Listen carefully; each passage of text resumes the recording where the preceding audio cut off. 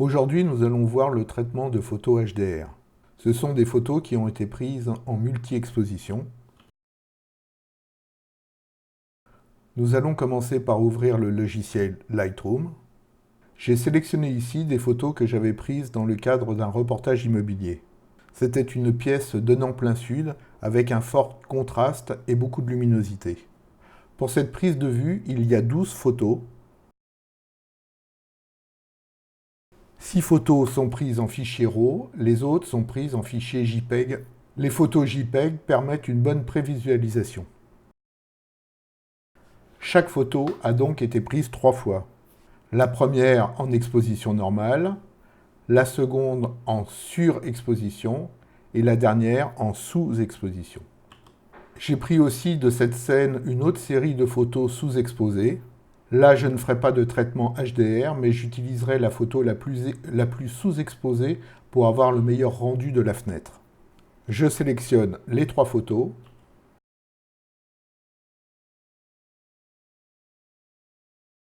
Ensuite, je les importe par un glisser-déposer sur le logiciel Lightroom.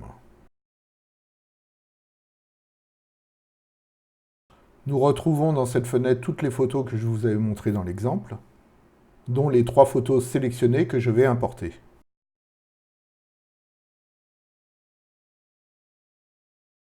Je refais une nouvelle sélection des 3 photos.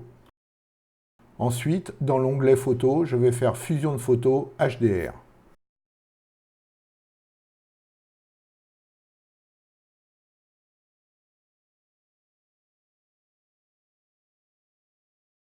Nous voyons apparaître une 4e image résultat de la fusion. Je double-clique sur ce fichier pour avoir l'aperçu de cette image HDR.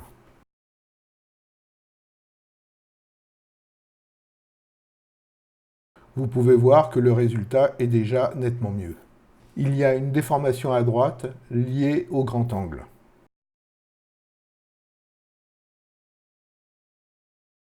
Pour corriger, je vais faire une transformation automatique.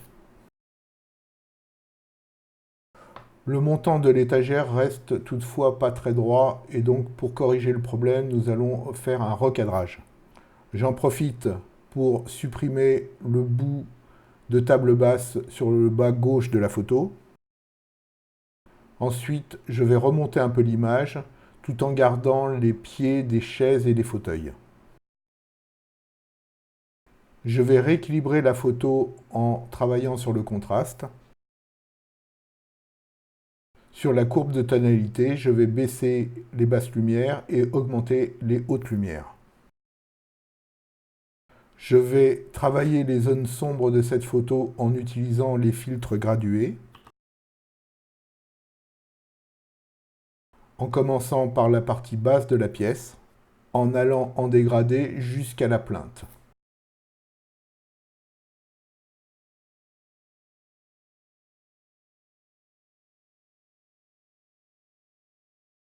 Je vais ensuite remettre un petit peu de lumière dans l'angle gauche, en haut. Je vais m'arrêter à la partie lumineuse du plafond.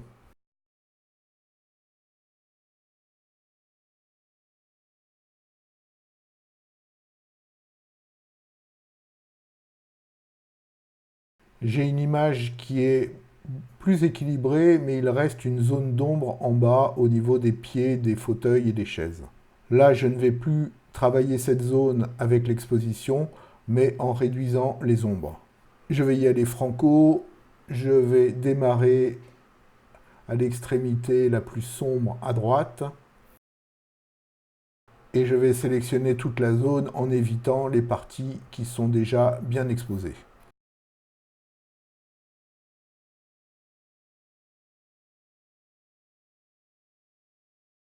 Je vais travailler aussi le dossier de la chaise pour lui redonner un petit peu de détail. Je supprime ensuite la sélection pour voir le rendu de ma correction. J'ai beaucoup regagné, mais j'ai la partie de la table qui est surexposée et j'ai aussi un petit peu trop de flou au niveau d'un des fauteuils. Donc je vais travailler avec un filtre radial la table pour redonner de la matière. Donc là, j'ai récupéré des détails au niveau de la table. Ensuite, je vais recréer un autre filtre radial pour atténuer le halo qui est présent sur le devant du fauteuil central. Pour ce faire, je vais rajouter un peu d'ombre, un petit peu de noir,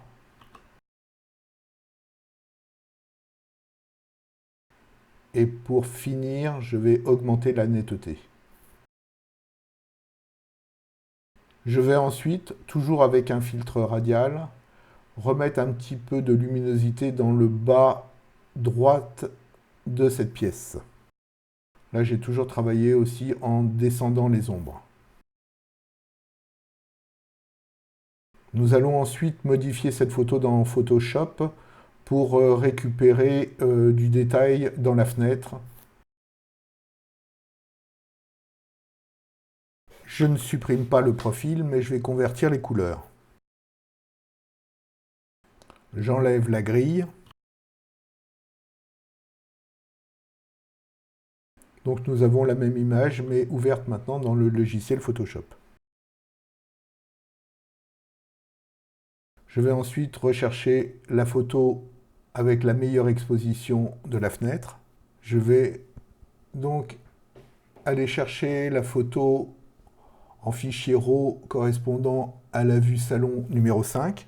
Je fais un glisser-déposer sur l'image pour recréer un autre calque. Cela ouvre le logiciel Camera Raw, car Photoshop n'intègre pas ce logiciel directement. Voilà donc le calque créé. En agrandissant la photo, nous apercevons sur la partie droite un beau ciel bleu. Par contre, la partie gauche, le ciel est complètement brûlé. Pour récupérer un ciel bleu dans la partie gauche, il va falloir que je copie le ciel de la partie droite sans écraser les détails de l'arbre. Donc, allons-y, c'est parti. Je vais sélectionner la partie blanche avec la baguette magique et je vais continuer avec des multiples sélections à reprendre toutes les parties blanches qui se trouvent dans le feuillage. Ensuite, avec la pipette, j'ai pris la couleur de la fenêtre de droite et je vais remplir la partie blanche à gauche avec cette couleur que je vais atténuer à peu près à 78%. Ensuite, il va falloir que je travaille cette image avec le pinceau pour enlever toutes les taches blanches qui restent de mon ancienne sélection. Donc je vais réduire la brosse.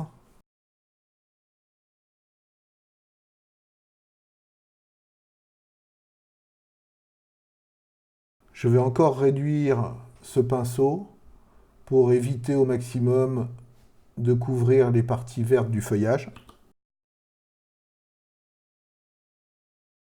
Et là, je vais opérer par multi-passages pour enlever toutes les parties blanches de la photo.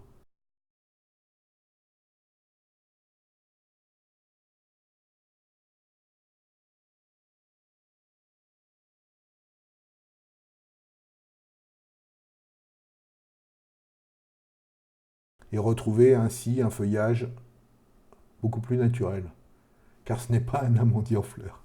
Ensuite, je vais créer un premier calque et sélectionner avec l'outil plume la fenêtre de gauche, celle que je viens de retravailler. Je la copie, la colle sur ce calque. Ensuite, je sélectionne toujours avec l'outil plume la deuxième partie de la fenêtre. Je copie cette sélection et je vais ensuite le coller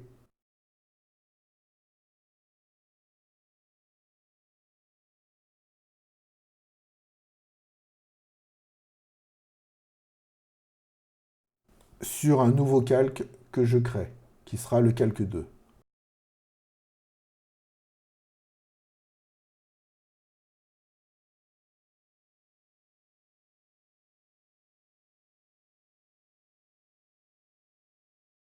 Je sélectionne ensuite le deuxième calque. Je retourne sur le calque de la pièce et par sélection, j'efface les parties qui étaient surexposées de la fenêtre. Maintenant, je vais incruster les deux calques dans les parties de l'image pour refaire un nouveau ciel.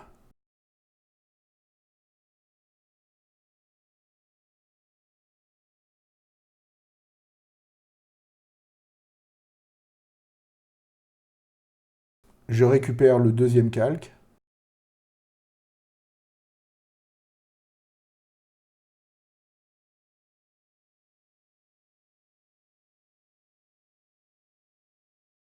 Que je vais placer à l'endroit adéquat. Une fois fini, je passe donc le calque 2 sous l'image. Déjà une première correction plus facilement. Ensuite, j'ajuste bien l'image pour la faire bien rentrer dans le cadre. Je passe l'autre calque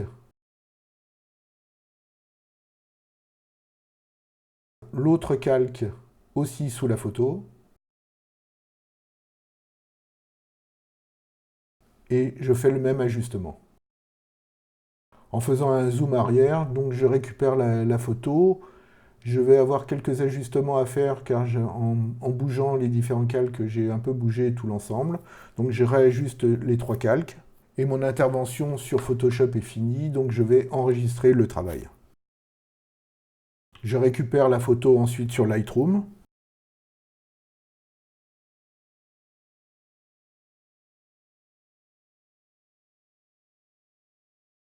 Et je vais faire des ajustements au niveau de la luminosité pour augmenter la luminosité de la partie gauche qui n'a pas de vitre devant et recréer un petit peu une différence entre les deux vantaux. Je vais travailler donc ça au pinceau en modifiant l'exposition. Je vais rééclaircir encore un petit peu cette partie pour enlever, atténuer l'effet de halo qu'on observe toujours au niveau de ce fauteuil.